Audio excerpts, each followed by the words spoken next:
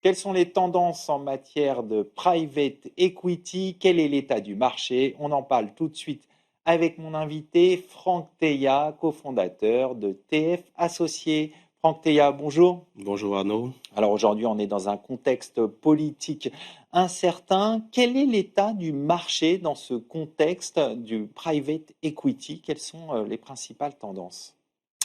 Écoutez Arnaud, les choses auraient pu aller beaucoup mieux. Cela dit, quand même, on est sur une année normalement où on devait être sur des tendances plutôt bonnes. On a on a des dernières évolutions, notamment politiques, qui ne permettent pas, en tout cas en l'état, d'expliquer assez précisément quel est l'état du marché. Cela dit, sur le plan économique, on a des incertitudes, notamment l'inflation, donc la hausse des taux, qui fait que le coût du crédit augmente et donc les sorties ne sont pas toujours bien réglées. On a d'autres sujets aussi qui font qu'on est dans euh, on va dire, sur une tendance plutôt ascendante. Euh, Sur quel sujet, par exemple? Par exemple, sur des investissements dans des domaines particuliers, notamment tout ce qui est énergie, on voit en tout cas que les investisseurs ont tendance à se désengager.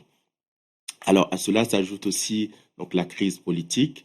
En une année, la France a connu plusieurs premiers ministres, 5 premiers ministres, cinq en premiers effet. ministres, on va dire, et donc cela n'ajoute pas en tout cas de bonnes nouvelles. Mais on peut dire quand même que au-delà de tout ça, la France reste un pays qui est attractif. Donc, le marché du private equity est un marché euh, peut-être, en tout cas, qui revient plutôt sur de bonnes euh, projections.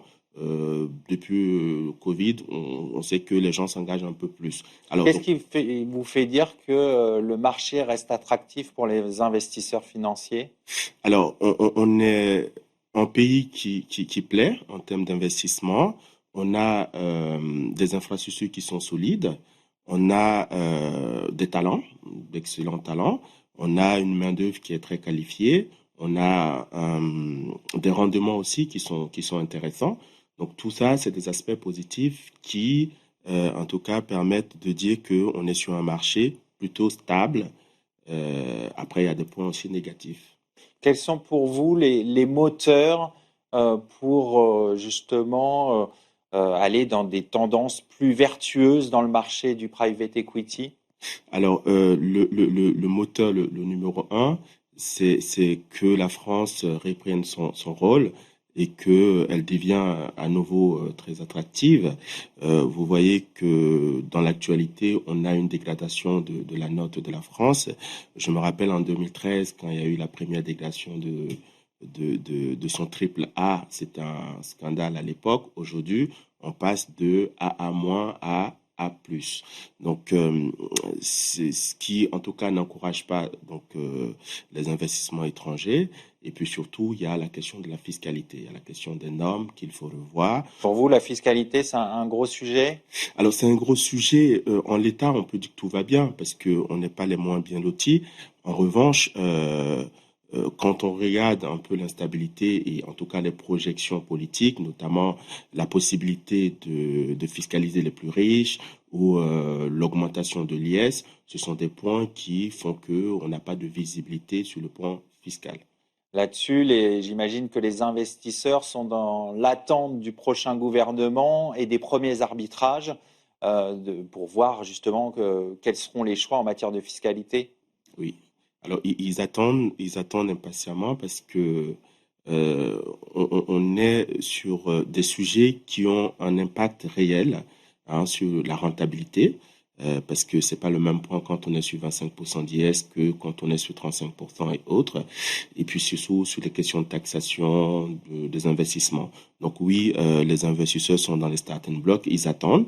Et il faut dire que il y avait quand même de meilleures projections pour 2025.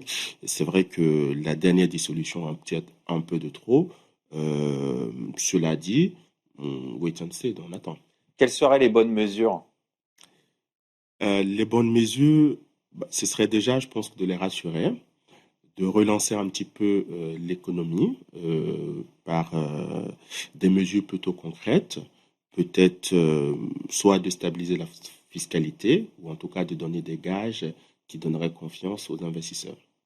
Aujourd'hui, est-ce que vous avez des conseils à formuler aux investisseurs pour assurer les prochaines levées de fonds ou sessions en toute sérénité, entre guillemets? Alors, il faut dire que aujourd'hui, on est sur un écosystème qui est assez différent. Je pense qu'il faut commencer par faire des due diligence approfondies parce que on ne peut pas se permettre, en tout cas, en l'état actuel des choses, de laisser passer des choses qui pourraient avoir un impact sur l'investissement. Donc ça, c'est la première des choses à faire.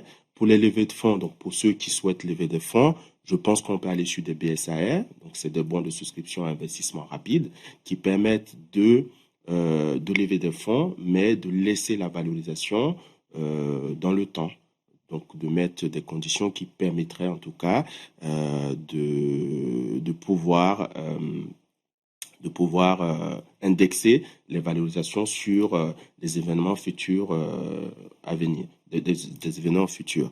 Et puis, de l'autre côté, en tout cas en termes de session pure, on pourrait revoir les modalités, notamment éviter donc les financements cash. On pourrait aller sur du crédit vendeur, des clauses de rachat, des clauses de earn-out, des clauses de complément de prix qui permettent de modalités donc de modéliser le prix de cession et faire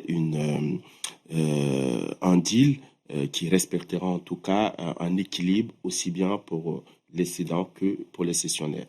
Donc on voit qu'il y a plein d'outils qui permettent de réaliser encore des opérations, mais dans ce contexte, ça peut être aussi une opportunité de marché de faire l'acquisition d'une société dans un contexte où il y a des incertitudes politiques et économiques. Je lisais dans un grand quotidien économique le cofondateur de KKR qui disait justement que ça pouvait être une opportunité à saisir dans ces moments de crise. Effectivement, de façon générale, les temps de crise sont des opportunités parce que l'écosystème permet notamment donc de moduler, permet de pouvoir se concentrer sur des cibles plus intéressants, avoir de meilleurs rendements. En revanche, je pense que toute la partie préalable donc aux sessions, aux investissements doivent être analysées dans le détail, mais bien sûr que on est sur des valorisations avec des grandes décotes, donc c'est plutôt intéressant. On est aussi sur en l'absence de liquidité, il y a des facilités de paiement, notamment comme le crédit vendeur, qui permet tout de suite de mettre sa main sur une cible et puis de différer le paiement. Donc oui, on est aussi de l'autre côté sur des opportunités. Et aujourd'hui, rapidement, les secteurs qui peuvent être intéressants, c'est l'énergie, la santé, ces secteurs un peu dynamiques, c'est ça? Oui, et surtout, le meilleur d'entre eux en ce moment, ce serait l'intelligence artificielle. En France, on a quand même des talents, que ce soit dans la Silicon Valley ou même ici en France. En tout cas, il y a des expertises à prendre. On va conclure là-dessus. Merci Franck Teillat. Je rappelle que vous êtes associé cofondateur de TF Associés. Merci Arnaud. C'est le moment de conclure cette émission. Merci de votre fidélité. Restez curieux et informés. À bientôt sur Be Smart for Change.